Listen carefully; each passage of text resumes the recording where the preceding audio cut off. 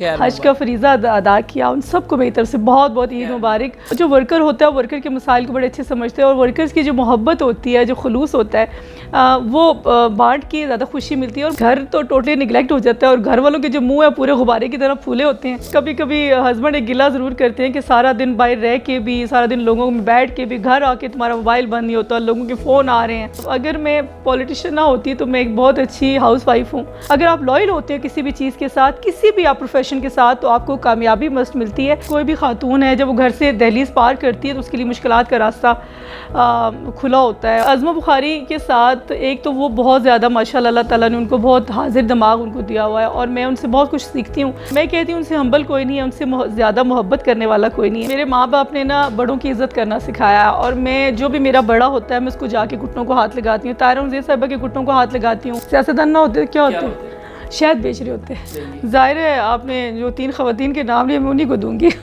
السلام علیکم، ABN digital کے ساتھ میں ہوں احتشام چودھری۔ ABN نیوز کی جانب سے، ABN ڈیجیٹل کی جانب سے تمام اہل اسلام کو عید الاضحیٰ کی بہت بہت مبارک ہو۔ عید اسپیشل پوڈ کاسٹ میں میرے ساتھ آج جو اسپیشل گیسٹ موجود ہیں، ان کو کشمیر سے بھی لنک کیا جاتا ہے، راولپنڈی سے بھی لنک کیا جاتا ہے، لاہور سے بھی لنک کیا جاتا ہے۔ بیسیکلی یہ ہیں کہاں سے، اور عید کی مصروفیات پر انہوں نے ہمیں ٹائم دیا، اور اپنی عید کس طرح گزار رہی ہیں۔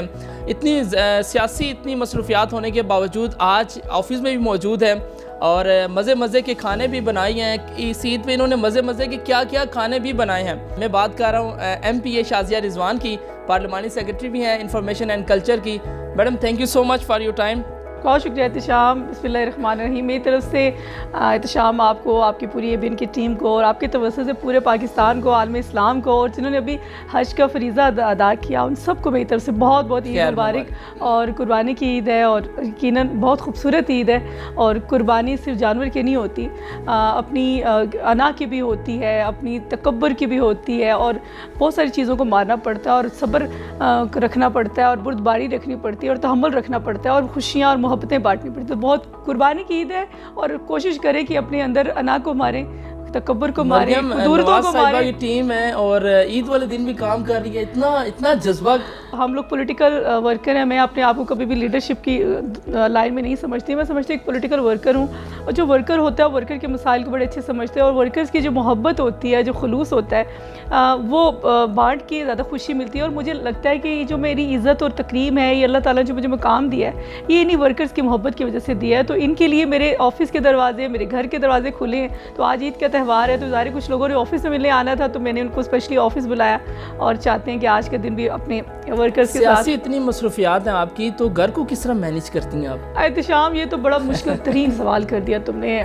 گھر تو ٹوٹلی نگلیکٹ ہو جاتا ہے، اور گھر والوں کے جو منہ ہے پورے غبارے کی طرح پھولے ہوتے ہیں، چاہے وہ بچے ہیں، چاہے ہسبینڈ ہے، چاہے فیملی، بہن بھائی، سب لوگوں نے تو مجھے وہ کہتے ہیں نا کٹ آف کر دیا ہے۔ انہیں پتہ ہے میں ان کسی کام کی نہیں، گھر بھی جاتی ہوں تو میرا دماغ فون پہ ہوتا ہے، ڈائیورٹ ہوتا ہے، ان کے پاس بیٹھ کے میں حاضر دماغ نہیں ہوتی، ان کی باتیں بس سن رہی ہوتی ہوں۔ لیکن آپ کو پتہ سارا دن کس طرح راضی کس طرح کرتی ہیں ان کو؟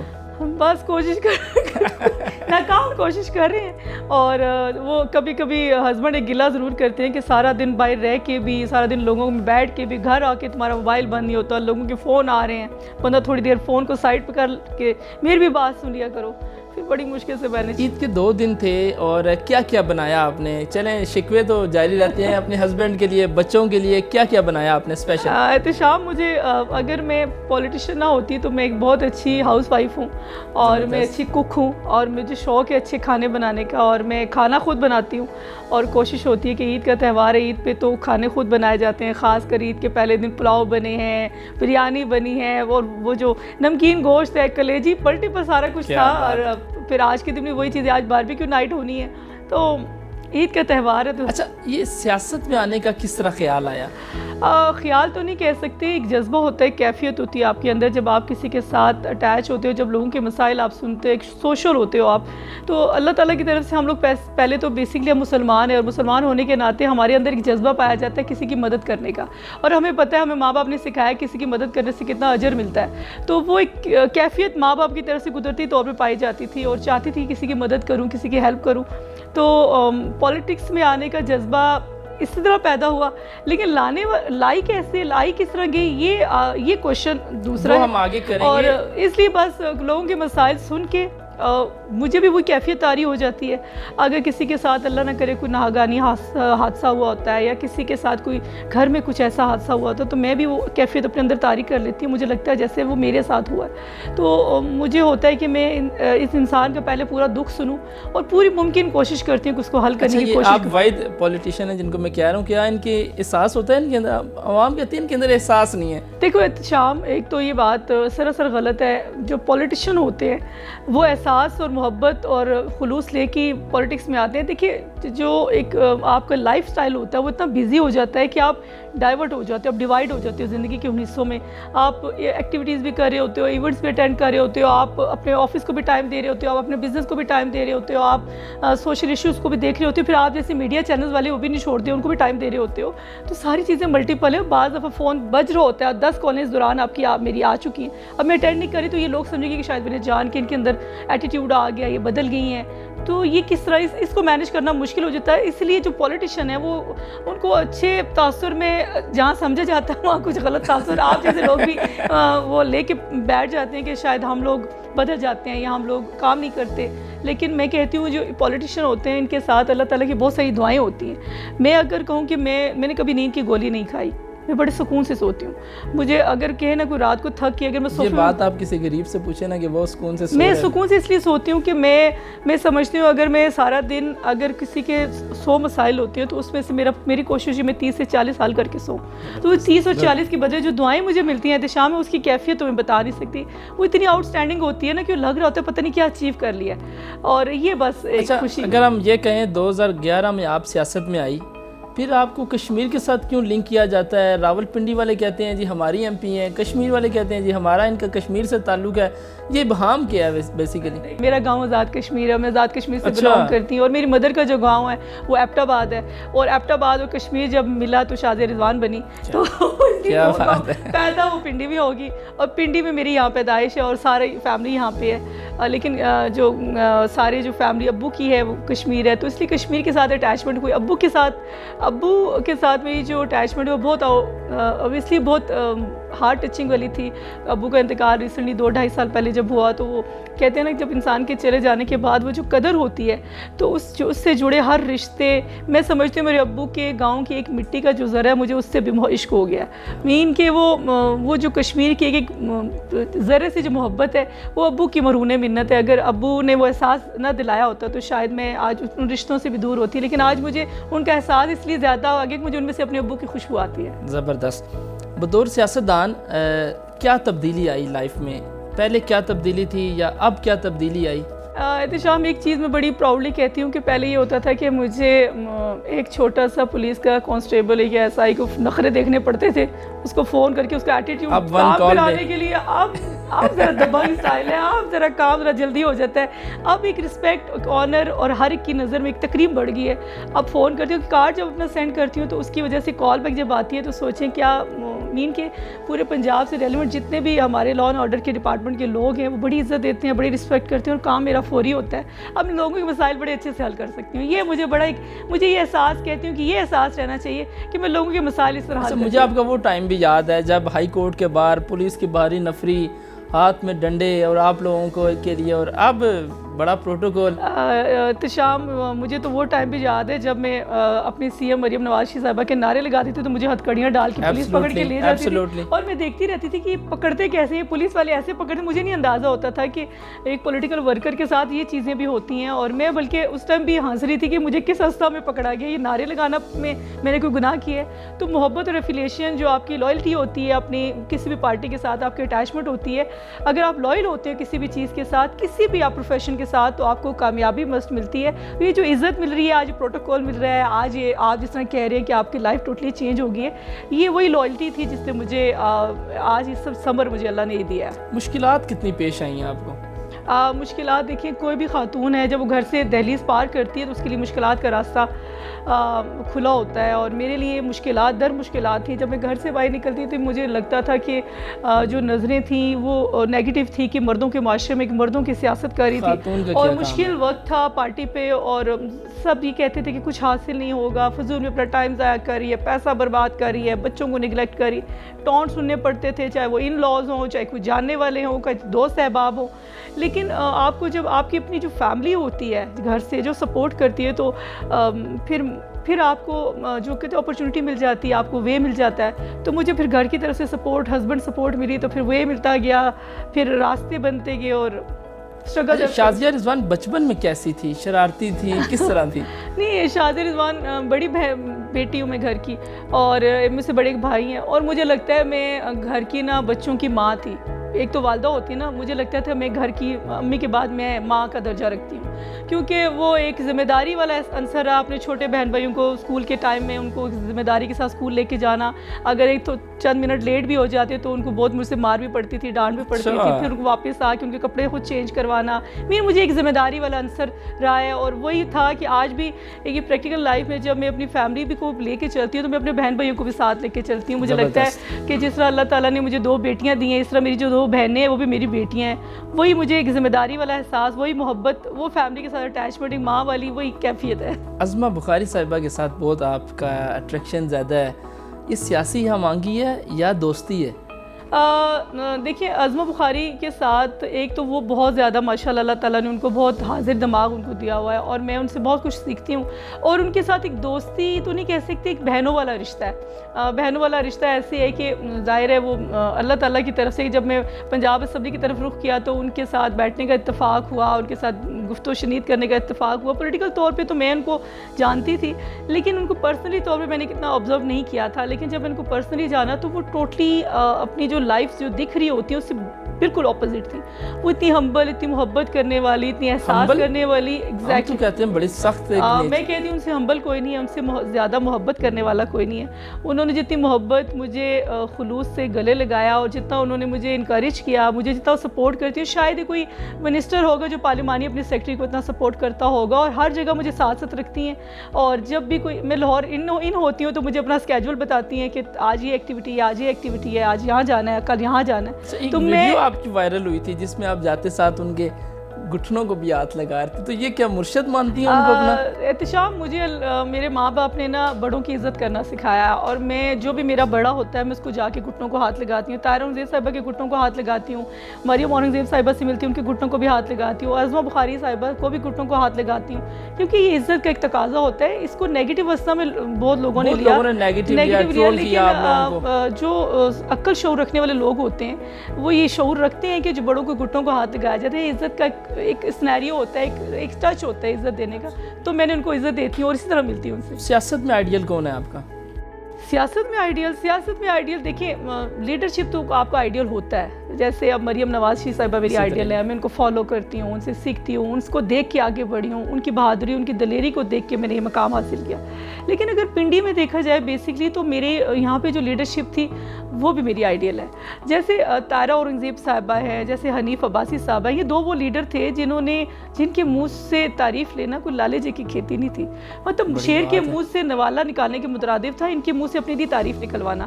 اور ان کے لیے مجھے بہت زیادہ محنت کرنی پڑی. گراس روٹ لیول پہ گلی گلی محلے کی خاک چھانی، اور وہاں سے جو پولیٹیکل ورکر تھا. ایک تو ہوتا ہے نا آپ کے جاننے والے کچھ عزیز نکل آتے ہیں، لیکن میں نے پولیٹیکل ورکرز کو نکالا باہر سے، خاص کر خواتین کو. اور ٹائم کون سا تھا جب گزشتہ جو پریویس حکومت کا جو ٹائم تھا گورنمنٹ کا وہ مشکل تھا، اور بڑے تھریٹس آتے ہوتے تھے. میرا حلقہ بھی شیخ رشید والا تھا.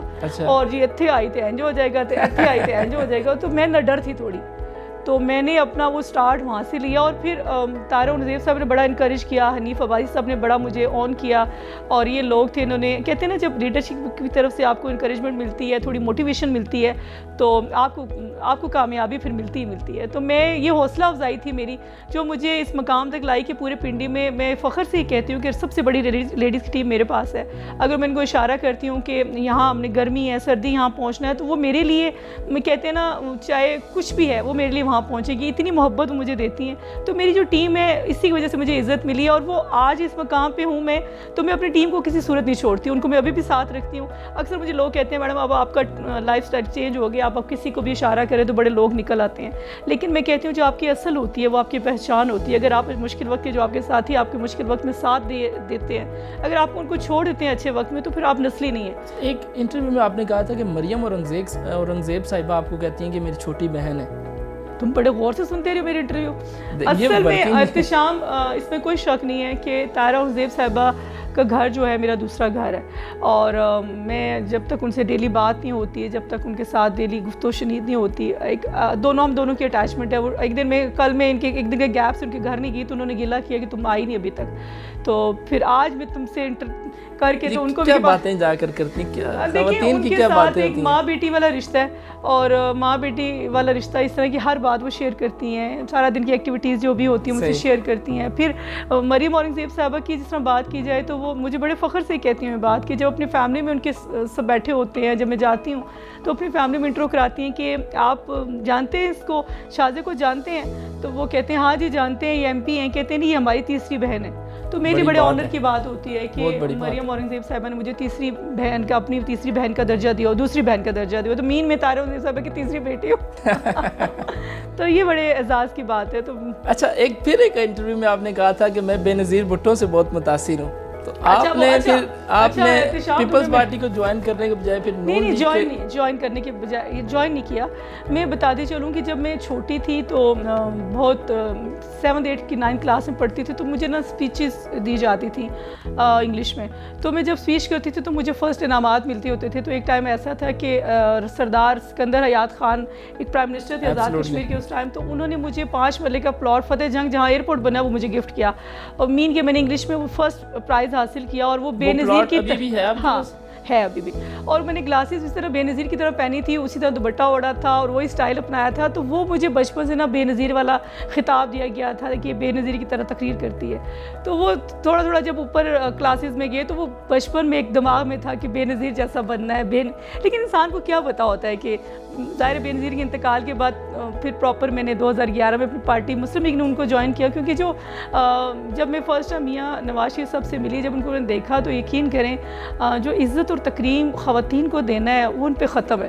جس طرح وہ اٹھ کے کھڑے ہو کے سر پہ ہاتھ رکھتے تھے، جو دستے شفقت دیتے تھے، جو ملتے تھے، جو اظہار کرتے تھے عزت دینے کا، میں کہتی ہوں کہ ان جیسا لیڈر کوئی نہیں ہے. میں بس اس چیز سے انسپائر ہوئی کہ یہ جو پارٹی ہے مسلم لیگ نون یہ محفوظ جماعت ہے، اس میں ہماری عزتیں، ہماری تکریم، اس میں ہماری حفاظت ہونی ہے. اور مجھے لگتا تھا کہ اس سے بہتر پارٹی کوئی نہیں ہے. تب میں نے مسلم لیگ نون کو چوائس کیا کہ، اور میرے ہسبینڈ بھی اس پارٹی کے ساتھ افیلیٹ تھے کافی زمانے سے. تو ان کی جو گھر میں سارا دن مسلم لیگ نون، شہباز شریف کی، میاں نواز شریف کی تعریفیں سن کے خاندان وائز، تو مجھے پہلے اتنا پولیٹیکل انٹرسٹ نہیں تھا، لیکن جب ان کی باتیں سنتی تھی تو پھر میرے اندر بھی انٹرسٹ پیدا ہوا. پھر خواتین کے لیے ایک اپرچونٹی زیادہ ہوتی ہے آئی تھنک سو. مردوں کے اندر جو مرد پولیٹیکل ورکر ہوتے ہیں ان کو اپرچونٹی کم دی جاتی ہے، ان کے لیے ویک کم ہوتا ہے. لیکن خواتین اگر اسٹرگل کرتی ہیں، میں پھر بلدیاتی الیکشن کانٹیسٹ کیا میں نے راولپنڈی میں، اور راولپنڈی میں پہلی خاتون تھی ینگ جس کو کہا جاتا ہے میٹروپولیٹن کی ممبر، تو جس کو راولپنڈی کے جو میئر تھا اس کا ووٹ مجھے پڑا. اور میرے لیے بڑے اعزاز کی بات تھی کہ اتنا بڑا ووٹ جس کو پڑ جاتا ہے مین کے وہ اسٹرانگ اسٹرینتھن ہوتا ہے. اور سردار نسیم صاحب بھی کشمیر سے بلانگ کرتے ہیں، تو انہوں نے مجھے وہ کشمیر والی بیٹی پہ سر بنا کے سر پہ ہاتھ رکھا اور ان کا بیٹا میں آپ کے ساتھ ہوں. تو بس یہ سپورٹ. مسلم لیگ نون کے علاوہ کس سیاسی شخصیت سے متاثر ہیں آپ؟ مسلم لیگ نون کے علاوہ سیاسی شخصیت شیخ رشید سے؟ اور نہیں، کیا بات کر رہے ہو تم. میں نے بے نظیر کا نام لیا، بچپن سے ہم بے نظیر کو دیکھتے تھے. ہم یہ سمجھ رہے تھے شاید آپ فیاض الحسن چوہان کا نام لیں. نو ایسے کوئی نام میں نے نہیں لینے، اور ایسے کوئی نام سے میرا کوئی انٹرسٹ بھی نہیں ہے، کیونکہ دیکھیں ہر ایک کا سیاسی اسٹرگل، ہر ایک کا سرکل ہوتا ہے. میں نے اگر مجھے کہا جائے خاتون ہونے کے ناطے تو میں بے نظیر بھٹو سے انسپائر ضرور تھی، کیونکہ وہ بھی بڑی دلیر تھی، بڑی بہادر تھی، اور بڑی دلیری کے ساتھ مردوں کے معاشرے میں اکیلی خاتون وزیر اعظم بنی، پہلی خاتون وزیر اعظم، اور انہوں نے پاکستان کو لیڈ کیا. اور وہ ایک تھا میرے اندر پیشن پیشن کی کس طرح کی خواتین ہونی چاہیے جو اکیلے فرنٹ فوٹ پہ کام کر رہی ہوں. اور وہی چیز میں نے دیکھی مریم نواز صاحبہ میں کہ مریم نواز صاحبہ جب میں تحریک کا سفر تھا احتشام, تو ایک چیز یہ بتاتے چلوں کہ جب پہاڑی علاقوں میں جب سفر ہوتا تھا, جب جیسے کشمیر تھا, جیسے اسکردو تھا, جیسے گلگت تھا, جیسے کوئٹہ تھا, یہ ایسے علاقے تھے جہاں خواتین کم نکلتی ہیں. پہاڑی علاقوں میں خواتین کا رجحان نہیں ہے. لیکن میں تمہیں ایک چیز بتاتے چلوں جو میں نے اپنی آنکھوں سے دیکھی, جب کشمیر کے جلسے تھے شاردا کیرن ویلی والی سائڈ پہ, اور وہ جلسہ جب میں نے اٹینڈ کیا تو وہاں پہاڑوں پہ گھر دور دور تھے, اور ان کو پتہ چلا کہ مریم نواز صاحبہ آ رہی ہیں. اور مریم نواز صاحبہ کی جب گاڑی اتر رہی تھی تو میں پہاڑوں پہ خواتین کو اتنی تیزی سے بھاگتے ہوئے بچیوں کو, خواتین کو دیکھ رہی تھی کہ ہم نے مریم نواز کے پاس جانا ہے, ان کو دیکھنا ہے.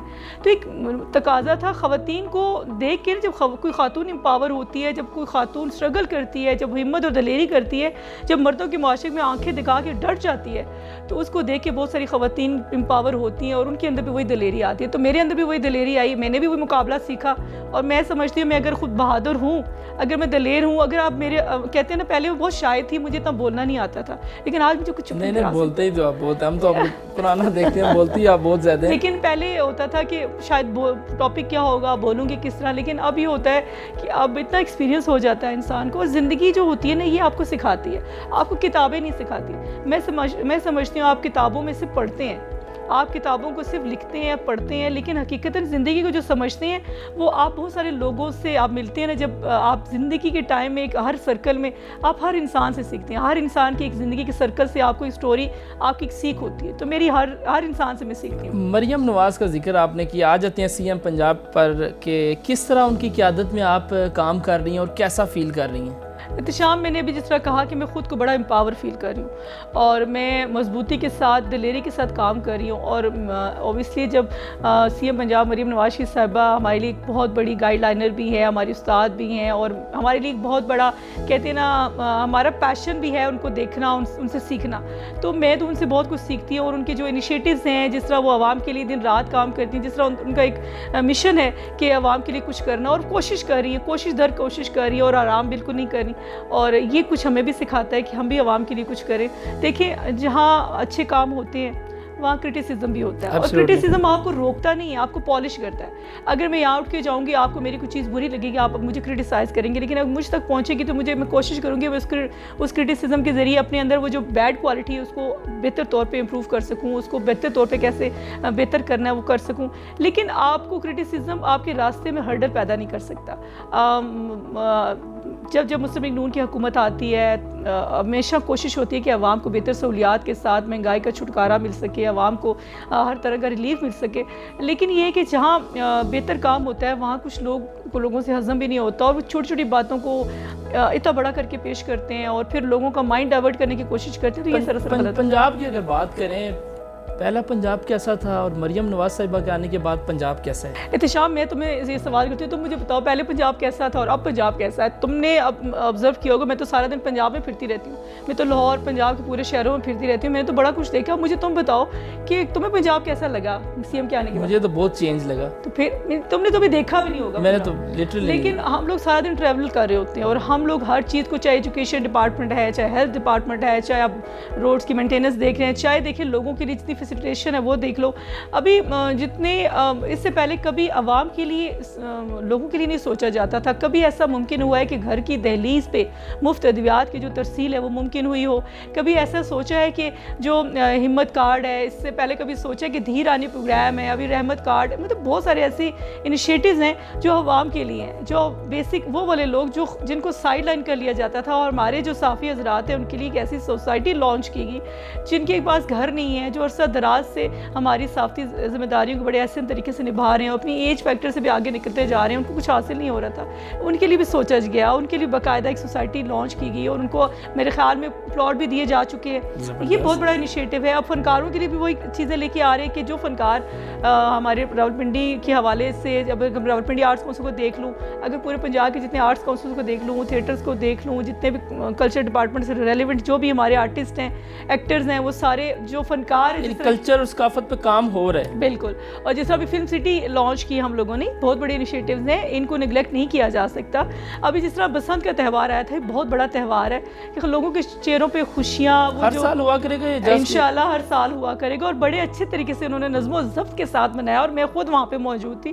اور جس طرح یقین کریں وہ جو امپیکٹ آیا ہے, جو رزلٹ آیا ہے, وہ بسنت کے بعد وہ خوشی لوگ اب چاہتے تھے.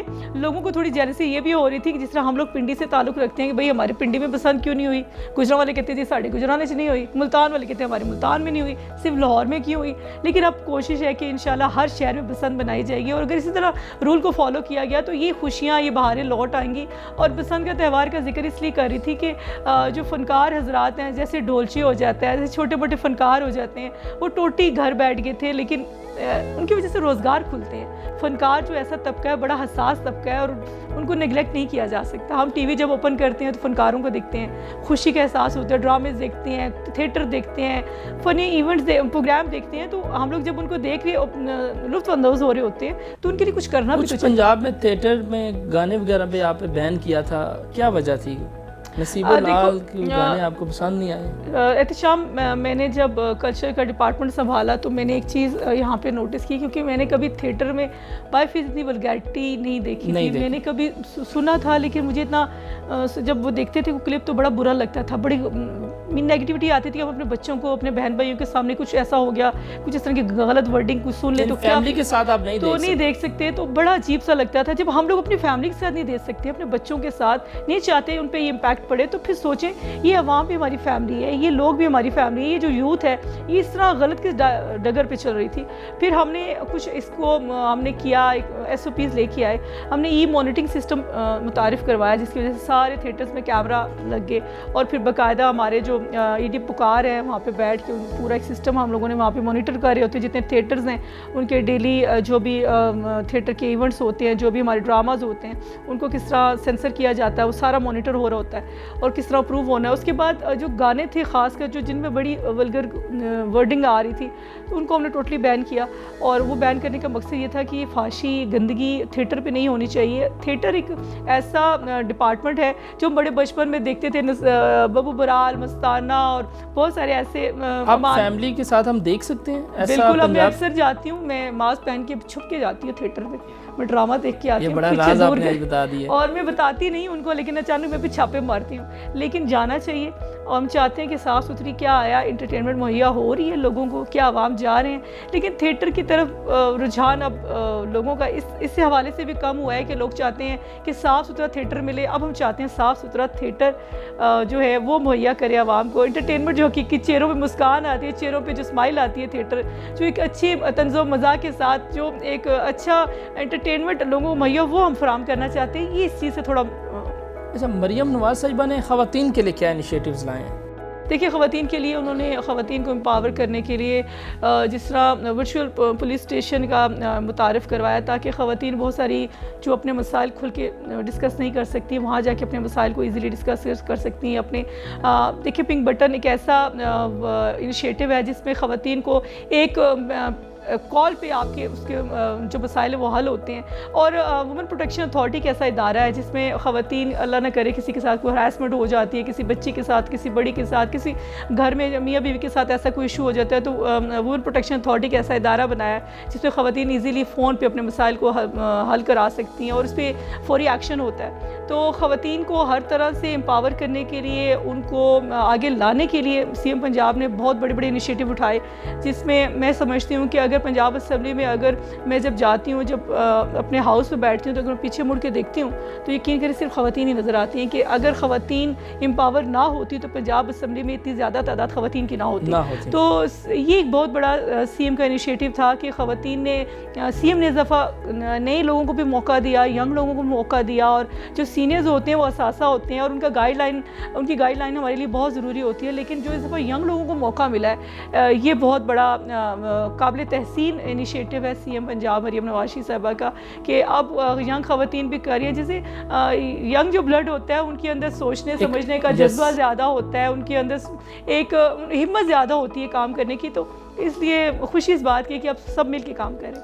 मैडम बताइए कि मरियम नवाज़ क्या फ्यूचर में क्या लाने जा रही हैं, क्या कोई बड़ा प्रोजेक्ट क्या है पंजाब अभी के तुम लिए? क्या बड़ा चाहते हो, कौन सा प्रोजेक्ट लाए? आई थिंक उन्होंने बहुत बड़े प्रोजेक्ट लॉन्च किए।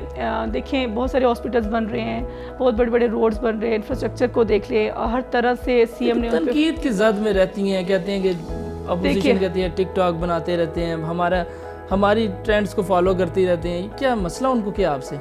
देखिए मैं तो अपोजिशन की बात कर ही नहीं रही। आज ईद का त्यौहार है, तुम ये सियासी गुफ्तगू करके ईद के त्यौहार को फीका ना करो। अगर तुम अपोजिशन की बात करके टॉपिक अलग करना चाहते हो तो मेरे पास बड़े अच्छे जवाब हैं, मैं अच्छे खासे जवाब दे दूँगी, तुम टेंशन ना लो। लेकिन ईद का त्यौहार है, जो अच्छी बातें लोगों तक पहुँचनी चाहिए। देखिए जो अपोजिशन जो है हमारी, वैसी वो रोती धोती मस्कीन अपोजिशन है, और वो क्रिटिसाइज कर के थक गई है। उनके पास पल्ले कुछ भी नहीं है, उनके पल्ले बस ये बुतान तराशियाँ ही हैं। उन्होंने बुतान तराशियाँ कर के तो ये हाल किया, मुल्क का बेड़ा गर्क ही उन्होंने किया। क्यों मेरे मुंह से सच निकलवाना चाहते हो? अब रिसेंटली तुमने देखा होगा जो हमने मार्का हक जो जोशो खरोश से मनाया, ये उनके मुंह पे ज़ोरदार तमाचा है। ये उन लोगों के मुंह पे ज़ोरदार तमाचा है कि उन्होंने जो 9 मई का दिन, वो दिन याद होगा जिस तरह उन्होंने मुल्क का जो हाल किया था। तो 10 मई को जो अल्लाह ताला ने इज़्ज़त दी है ना पाक फ़ौज की वजह से, ये वो दिन आज पाकिस्तान आलमी दुनिया में इज़्ज़त और तकरीम की नज़र से देखा जा रहा है।